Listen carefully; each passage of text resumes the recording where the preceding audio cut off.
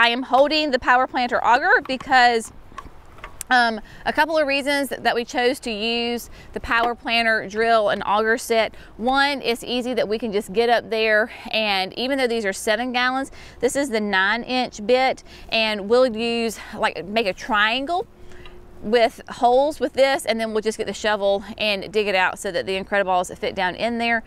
We could have used the Bobcat, the small Bobcat with the bigger auger on it, but we got a ton of rain last week, and so the ground is still really wet, and it would make more of a mess for us to bring the Bobcat up there.